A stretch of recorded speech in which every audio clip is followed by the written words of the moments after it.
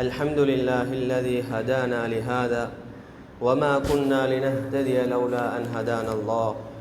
الصلاة والسلام على سيد الأنبياء والمرسلين وإمام المتقين وعلى آله وأصحابه ومن تبعهم بإحسان إلى يوم الدين. أما بعد، فقد قال الله تعالى في محكمه تنزيل بعد أعوذ بالله من الشيطان الرجيم.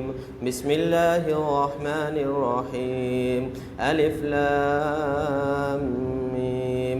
ذلك الكتاب لا ريب فيه هدى للمتقين الذين يؤمنون بالغيب ويقيمون الصلاة ومما رزقناهم ينفقون. صدق الله العظيم. وقال نبينا محمد مصطفى صلى الله عليه وسلم: إن لله تعالى أقواما يختصهم بالنعم لمنافع العباد ويقرها فيهم ما بذلوها، وإذا منعوها نزعها منهم فحولها إلى غيرهم. صدق رسول الله صلى الله عليه وسلم أو كما قال صلى الله عليه وسلم. புகழ் அனைத்தும் ஏழு வானம் ஏழு பூமிகளை படைத்து பரிபாலித்து அவற்றுக்கு இடையில் இருக்கக்கூடிய எல்லா ஜீவராசிகளையும் போஷித்து கொண்டு இருக்கக்கூடிய அல்லாஹ் ஜல்ல சுப்ஹானஹு தஆலா ஒருவனுக்கே சொந்தமானது. அவன் தனித்தவன், இணை துணை அற்றவன் என்பதாக சாட்சி பகிர்கின்றேன். ஸலவாத்தும் சலாமும் சாந்தியும் சமாதானமும் நபிமார்களுக்கு ரசூல்மார்களுக்கு தலைவராக, ஈருலகத்துக்கும் தலைவராக, இருள் நிறைந்திருந்த இந்த பூமியை லா இலாஹ இல்லல்லாஹ் முஹம்மதுர் ரசூலுல்லாஹ் என்ற கலிமாவின் மூலமாக பிரகாசமாக்குவதற்காக வேண்டி அல்லாஹின் மூலமாக அனுப்பப்பட்ட உயிரிலும் மேலான முஹம்மது முஸ்தபா அஹ்மது முஜ்தபா ஸல்லல்லாஹு அலைஹி வஸல்லம் அன்னார்கள் மீதும், அன்னாருடைய வாழ்க்கையை வழிமுறையை பின்பற்றி வாழ்ந்த உத்தம சஹாபாக்கள், தாபிஊன்கள், தாபிஈன்கள், மேலும் கியாமத் நாள் வரைக்கும் வரக்கூடிய முஃமினான முஸ்லிமான ஆண்கள் பெண்கள் அனைவருக்கும் உண்டாவதாக. நவைத்துல் இஅ்திகாஃப மா தும்து ஃபீ ஹாதல் மஸ்ஜித் லில்லாஹி தஆலா என்ற இஅ்திகாஃபுடைய நியத்துடன் ஜும்ஆவுடைய கடமையை நிறைவேற்றுவதற்காக வேண்டி அல்லாஹுக்கு உலகில் இருக்கக்கூடிய மிகவும் விருப்பமான இடமாகிய மஸ்ஜிதுக்கு நேர காலத்துடன் வந்திருக்கக்கூடிய என் இஸ்லாமிய சகோதரர்களே, பெரியார்களே, நாம் இவ்வுலகில் வாழும் போது எவைகளையெல்லாம் எடுத்து நடக்குமாறு அல்லாஹும் அவருடைய தூதரும் கட்டளையிட்டுள்ளார்களோ அவைகளை இயன்ற அளவு எங்களுடைய வாழ்க்கையில் எடுத்து நடக்குமாறும், எவைகளை விட்டு தவிர்ந்து விலகி தூரமாகி நடந்து கொள்ளுமாறு அல்லாஹும் அவருடைய தூதரும் கட்டளையிட்டுள்ளார்களோ அவற்றிலிருந்து முற்றுமுழுதாக தவிர்ந்து விலகி தூரமாகி நடந்து கொள்ளுமாறு முதலாவதாக எனக்கும் அப்பால் உங்களுக்கும் தக்வாவை கொண்டு வசியத் செய்து கொள்கிறேன். உத்தகுல்லாஹ். கண்ணியமான சகோதரர்களே, பெரியார்களே, சஃபர் மாதத்துடைய இறுதி நாளில் இருந்து கொண்டிருக்கிறோம். இன்ஷா அல்லாஹ் இன்று பிறை பார்க்கப்பட்டு பிறை தென்பட்டால் நாளைய நாள் ரபியுல் அவ்வலுடைய முதலாவது நாள். இன்று பிறை தென்படாவிட்டால் இன்ஷா அல்லாஹ் ஞாயிற்றுக்கிழமை முதலாவது பிறை. கண்ணியமானவர்களே, சகோதரர்களே, இந்த ரபியுல் அவ்வல் மாதம் வந்துவிட்டாலே உலகளாவிய முஸ்லிம்களுக்கு ஒரு சந்தோஷம், ஒரு மகிழ்ச்சி, ஒரு இன்பம். ஏன்? என்ன காரணம்? ஏனென்றால் அந்த ரபியுல் அவ்வல் மாதத்தில் தான் நன்மை எது தீமை எது என்பது தெரியாத, நலவு எது கெடுதி எது என்பது தெரியாமல் அறிவு அற்றவர்களாக சின்ன சின்ன விடயங்களுக்காக வேண்டியும் பரம்பரையாக யுத்தம் செய்து கொண்டிருந்த, பெண்களை அடிமைகள் போல் நடாத்தப்பட்டு வந்த, மனிதர்கள் தோற்றத்தில் மிருகங்களை போல் வாழ்ந்து கொண்டிருந்த அந்த ஜாஹிலியாவில் இருந்த அந்த அறிவற்றவர்களுக்கு அல்லாஹ் ஜல்ல சுப்ஹானஹு தஆலா நேர்வழியை காட்டுவதற்காக வேண்டி இறுதி நபியாக அனுப்பிய முஹம்மது முஸ்தபா ஸல்லல்லாஹு அலைஹி வஸல்லம் அவர்கள் பிறந்தவானது. இந்த மாதத்தில் தான் நபி ஸல்லல்லாஹு அலைஹி வஸல்லம் அவர்கள் இவ்வுலகத்துக்கு பிறந்தது. கண்ணியமானவர்களே, சகோதரர்களே, உலகத்தில் முஸ்லிமாக இருக்கக்கூடிய ஒவ்வொரு மனிதர்களும் அவனுடைய வாழ்க்கையில் பின்பற்றுவதற்கு மிகவும் தகுதியான ஒருவர் இருக்குமெண்டா அது முஹம்மது ஸல்லல்லாஹு அலைஹி வஸல்லம் அவர்கள் மட்டும்தான். அல்லாஹ் ஒவ்வொரு முஸ்லிமுக்கும் ஒரு ரோல் மாடலாக நபி ஸல்லல்லாஹு அலைஹி வஸல்லம் அவர்களே ஆக்கி வைத்திருக்கிறான். அல்லாஹ் அல் குர்ஆனில் கூறும்போது லகத் கான லகும் ஃபீ ரசூலில்லாஹி உஸ்வத்துன் ஹஸனா, மனிதர்களே அல்லாஹுடைய தூதராகிய முஹம்மது ஸல்லல்லாஹு அலைஹி வஸல்லம் அவருடைய வாழ்க்கையில் உங்களுக்கு சிறந்த முன்மாதிரி இருந்து கொண்டிருக்கிறது. உங்களுக்கு வாழ்க்கையில் ஒருத்தர ரோல் மாடலாக எடுத்துக்கொள்ளணும் என்று இருந்தால் அது நீங்கள் நபி ஸல்லல்லாஹு அலைஹி வஸல்லம் அவர்களை ஆக்கிக் கொள்ளுங்கள். ஒரு மனிதர் நபி ஸல்லல்லாஹு அலைஹி வஸல்லம் அவருடைய வாழ்க்கையை எந்த கோணத்திலிருந்து பார்த்தாலும் அவருக்கு நபி ஸல்லல்லாஹு அலைஹி வஸல்லம் அவருடைய வாழ்க்கையில் ஒரு முன்மாதிரி இருந்து கொண்டிருக்கிறது. ஒரு நாட்டினுடைய ஜனாதிபதி, ஒரு அரசர் தன்னுடைய குடிமக்களுடன் எவ்வாறு நடந்து கொள்ள வேண்டும் என்பதை நபி ஸல்லல்லாஹு அலைஹி வஸல்லம் அவருடைய வாழ்க்கையின் மூலமாக அவருக்கு படித்துக் கொள்ளலாம்.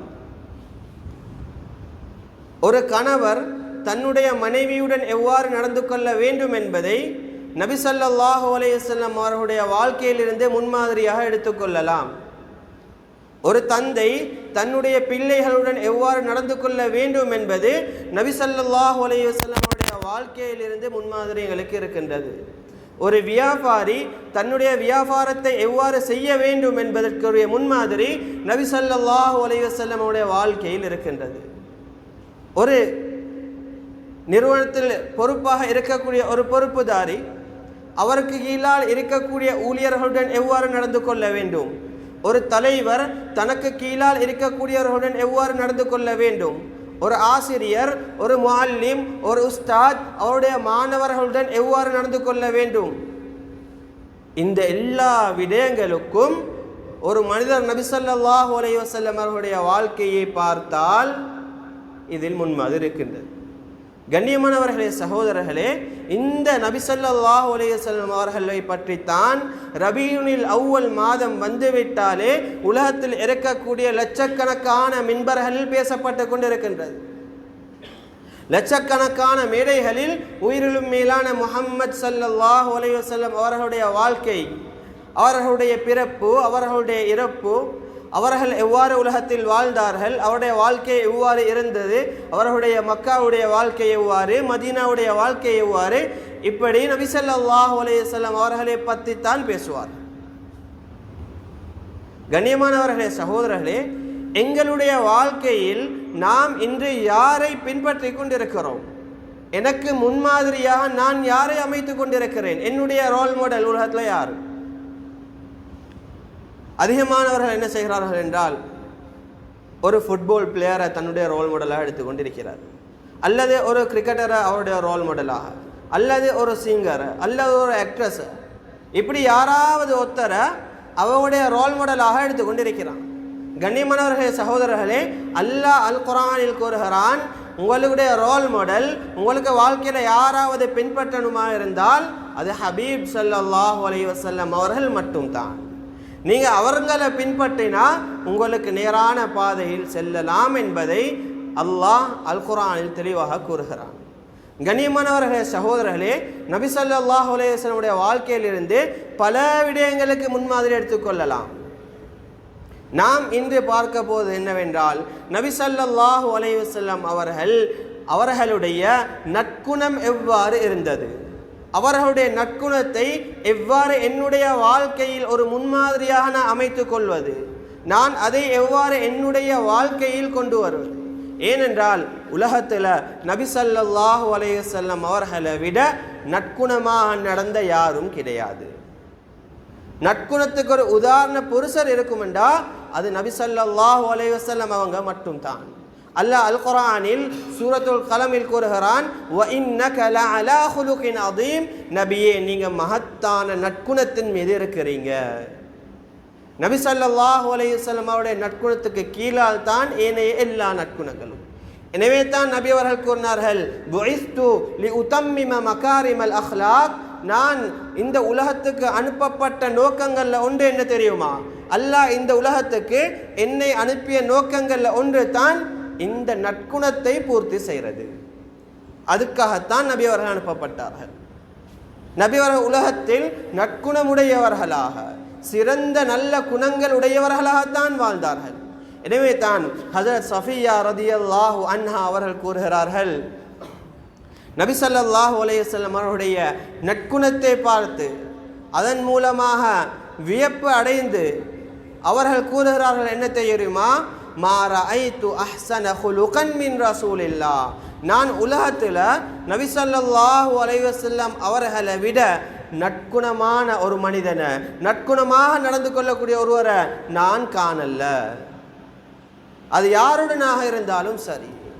இன்றைக்கு எங்களுக்கு ஒரு தவறான கருத்து இருக்குது, நாங்கள் நல்ல முறையில் நடக்கிறது, நாங்கள் நற்குணமாக நடக்கிறது முஸ்லிம்களோட மட்டும்தான், நான் முஸ்லிம்களோட மட்டும்தான் நல்ல முறையில் நடக்கணும் என்ற ஒரு தப்பான அபிப்பிராயம், ஒரு தவறான எண்ணம் முஸ்லிம்களாகிய எங்களுடைய உள்ளத்தில் இருந்து கொண்டிருக்குது.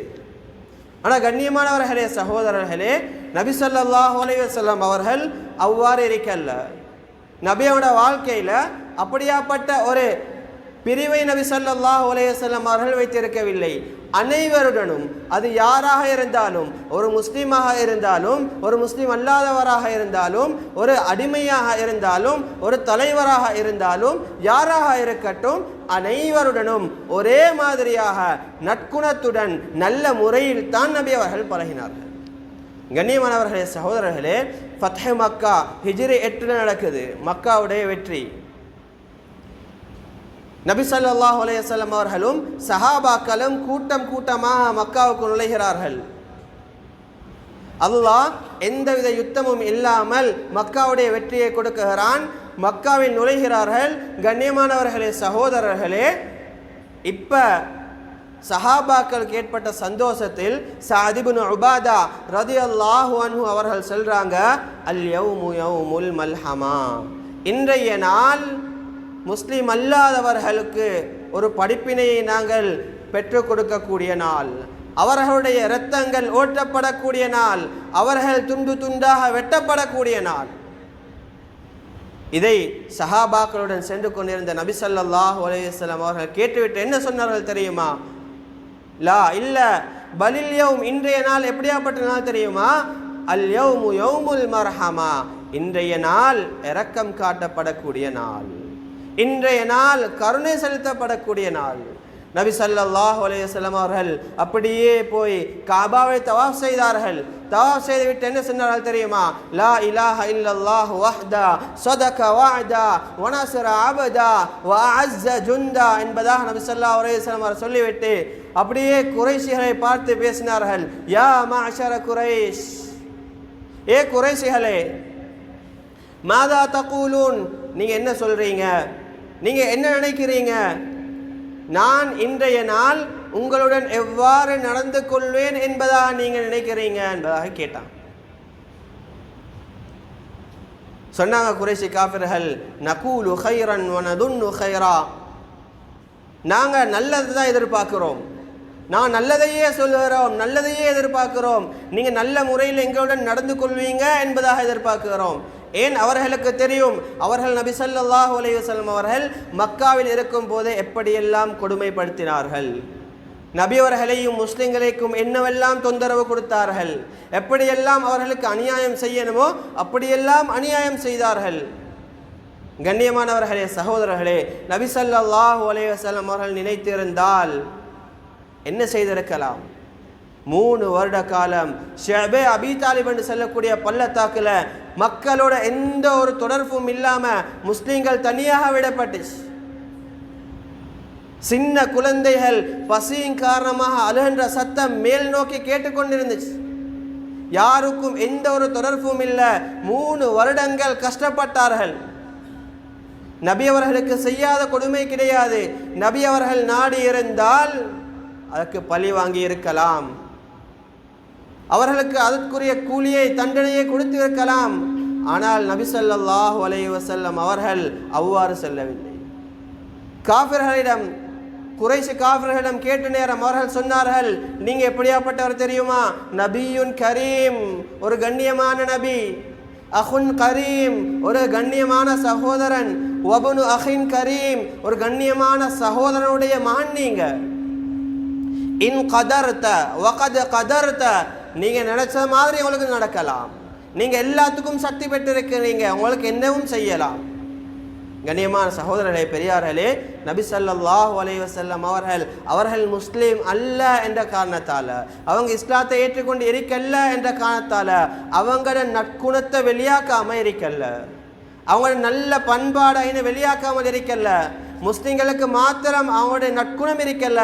அந்த சந்தர்ப்பத்தில் என்ன சொன்னாங்க தெரியுமா? ஃபஇன்னி அகூலு கமா கால அஹி யூசுப், நான் இந்த சந்தர்ப்பத்தில் என்னுடைய சகோதரர் யூசுப் அலைஹிஸ்ஸலாம் ஒரு வார்த்தை பாவிச்சார்கள் தானே, அந்த வார்த்தையை நான் பாவிக்கிறேன். லா தஸ்ரீப அலைக்குமுல் யௌம், இன்றைய நாள் நான் யாரையும் பழி வாங்க போறதில்லை, இன்றைய நாள் நான் யார்கிட்டையும் பழி வாங்குறதில்லை, உங்களை அனைவரையும் மன்னித்து விடுகிறேன் என்பதாக ஹபீப் ஸல்லல்லாஹு அலைஹி வஸல்லம் அவர்கள் அனைவரையும் மன்னித்து விட்டார்கள். கண்ணியமான சகோதரர்களே, பெரியார்களே, நபி ஸல்லல்லாஹு அலைஹி வஸல்லம் நற்குணம் இவ்வாறு தான் இருந்தது. யாரையும் பிரித்து பார்க்கவில்லை. இவங்களுக்கு தான் நற்குணமாக நடக்கணும், இவங்களோட நற்குணம் இல்லாமல் தான் நடக்கணும், என்னுடைய நற்குணத்தை இவர்களுக்கு காட்டக்கூடாது, என்னுடைய நல்ல குணத்தை இவர்களிடம் வெளிப்படுத்தக்கூடாது என்பதாக யாரையும் பிரித்து பார்க்கவில்லை. கண்ணியமான சகோதரர்களே, பெரியார்களே, அதே போல கொஞ்சம் இடையில முன்னுக்கு வாங்கிச்சான், பின்னுக்கு இடம் போதாமல் இருக்குது, கொஞ்சம் கொஞ்சம் முன்னுக்கு இடமிக்கிறோம், அப்படியே முன்னுக்கு வாங்கிச்சான். தொழுகிற நேரத்தில் சஃபர் செஞ்சு கொள்ளலாம்.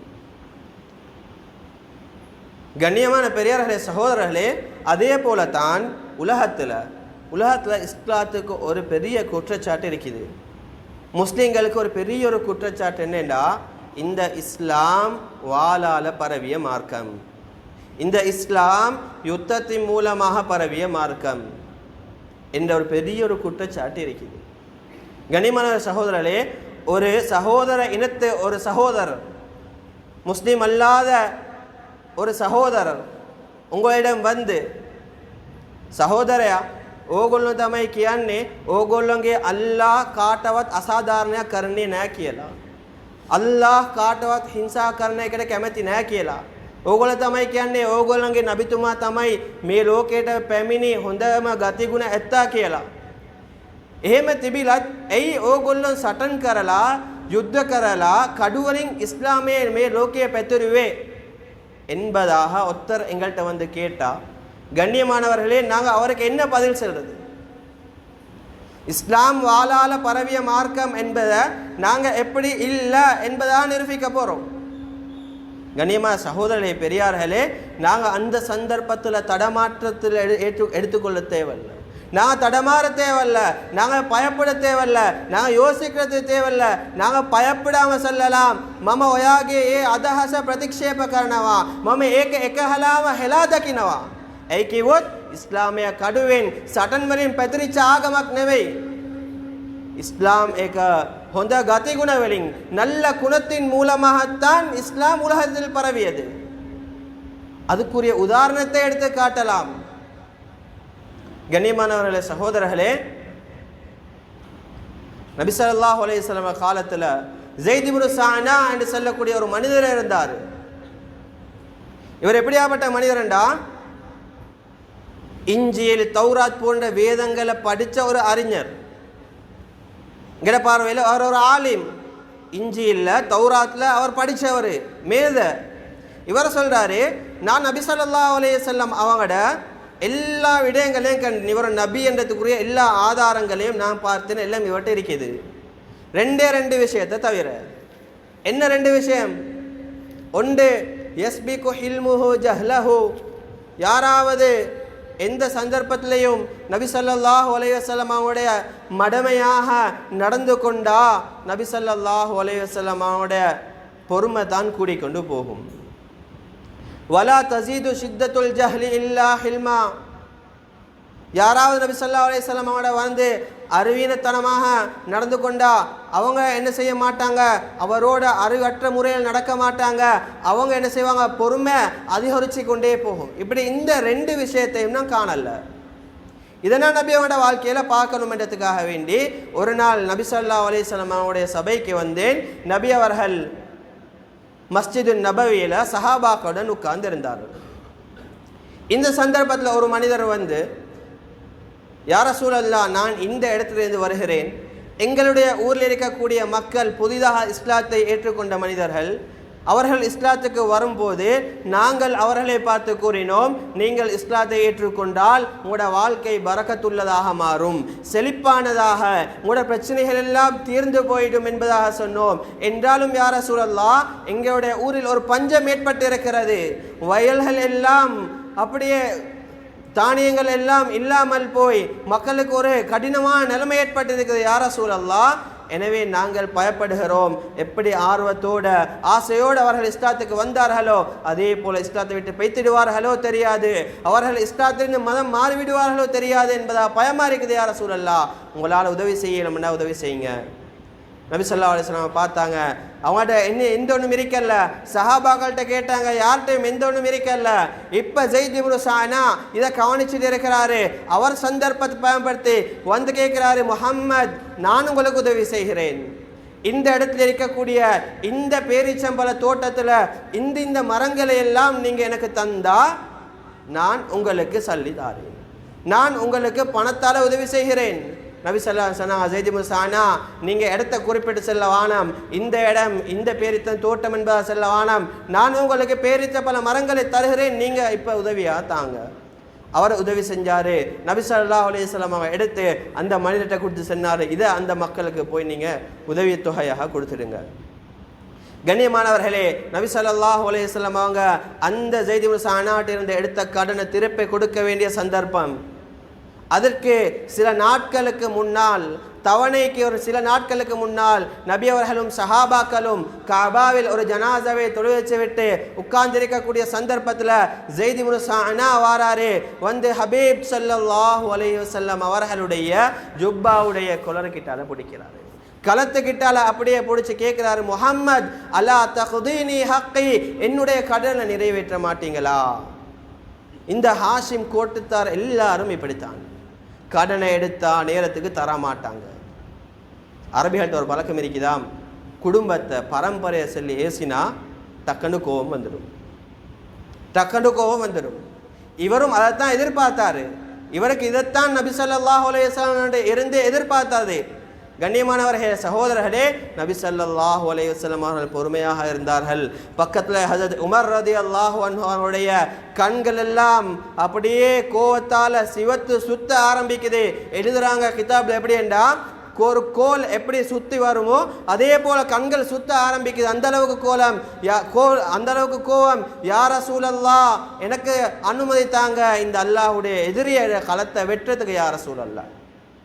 கண்ணியமானவர்களே, சகோதரர்களே, நபி ஸல்லல்லாஹு அலைஹி வஸல்லம் அவங்க பொறுமையாக இருந்து ஹஜ்ரத் உமர் ரலியல்லாஹு அன்ஹு அவர்கிட்ட சொன்னாங்க, உமர், நீங்கள் இப்படி நடக்கக்கூடாது, நீங்கள் இப்படி பேசியிருக்க கூடாது, நீங்கள் என்ன சொல்லணுமெண்டா, யா ரசூலல்லாஹ், கடன் எடுத்தா நீங்கள் நேரத்துக்கு திருப்பி கொடுத்துருங்க யா ரசூலல்லாஹ்.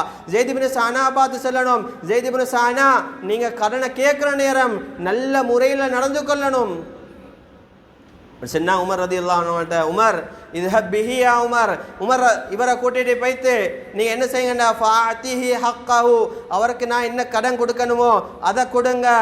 வஸித்ஹு 20 சாஅன் மின் தம்ரின், அது மட்டும் இல்லாமல் இன்னும் 20 சா பேரிச்சம்பழம் அதிகமாக கொடுங்க.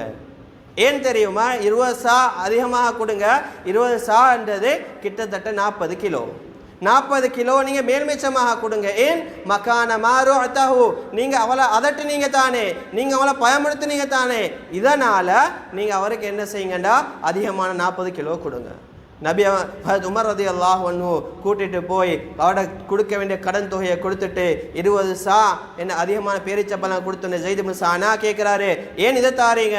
சொன்னாங்க, நபி ஸல்லல்லாஹு அலைஹி வஸல்லம் சொன்னாங்க, நான் உங்களை அதட்டியத்துக்காக வேண்டி இன்னும் 20 சா அதிகமாக கொடுங்க என்பதாக சொன்னாங்க. கேட்டாங்க ஸைத் இப்னு ஸஅனா, உமர், நான் யாருன்னு தெரியுமா? சொன்னாங்க, தெரியாது, நான் தான் ஸைத் இப்னு ஸஅனா. சொன்னா உமர் ரலியல்லாஹு அன்ஹு, ஆச்சரியத்தில், நீங்களா அந்த தௌராத் இஞ்சியில படித்த மனிதர் நீங்களா? ஏன் இப்படி நடந்து கொண்டீங்க? சொன்னாங்க, நபி ஸல்லல்லாஹு அலைஹி வஸல்லம் இந்த குணத்தை நான் பார்க்கணும், அவங்களோட பொறுமையை நான் பார்க்கணும், இதுக்காக வேண்டித்தான் நான் இப்படி நடந்து கொண்டேன். அஷ்ஹது அல்லா இலாஹ இல்லல்லாஹ் வ அஷ்ஹது அன்ன முஹம்மதர் ரசூலுல்லாஹ்னு சொல்லி ஸ்டார்ட். கண்ணியமான சகோதரர்களே, நபி அவங்க அந்த நல்ல குணத்தை வெளிப்படுத்தினாங்க. இவருக்கு இஸ்லாத்துக்கு காரணம் அமையுது. ஹிஜ்ரி 1453, கிறிஸ்துக்கு பின்னால் 1453, ஹிஜ்ரி 857 முஹம்மது அல் ஃபாத்திஹ் என்று சொல்லக்கூடியவர் கொஸ்தந்தினோப்பலை வெற்றி கொள்றாரு. அந்த சந்தர்ப்பத்தில் என்ன செஞ்சாங்களா, அந்த எல்லா மக்களுக்கு முன்னால அவங்களோட வணக்கஸ்தலங்களுக்கு முன்னால போய்த்து சொன்னாங்க, நீங்க யாரும் பயப்பட வேணாம், நான் உங்களை அனைவரையும் மன்னிக்கிறேன் என்பதாக நபி அவங்க சொன்னதை போல ஃபத்ஹ் மக்கால சொன்னதையே சொன்னாங்க. கண்ணியமானவர்களே, அனைவரும் இஸ்லாத்தை ஏற்றுக்கொண்டாங்க. இது உதாரணமாக எங்களுக்கு கொடுக்கலாம். இதை பாருங்க, இஸ்லாமிய நீங்க வரலாற்றை படிங்க, ஹிஸ்டரியை படிங்க. ஹிஸ்டரியில் என்ன சொல்லிக்குது? இஸ்லாம் வாளால பரவிய மார்க்கம் இல்ல, மாற்றமாக நற்குணத்தால பரவிய மார்க்கம். தெளிவாக பேசலாம், பயமில்லாமல் பேசலாம். கண்ணியமானவர்கள் சகோதரர்களே, இதை நானும் நீங்களும் தெரிஞ்சு வச்சிருக்கணும். இந்த நல்ல குணத்தை எங்களோட வாழ்க்கையில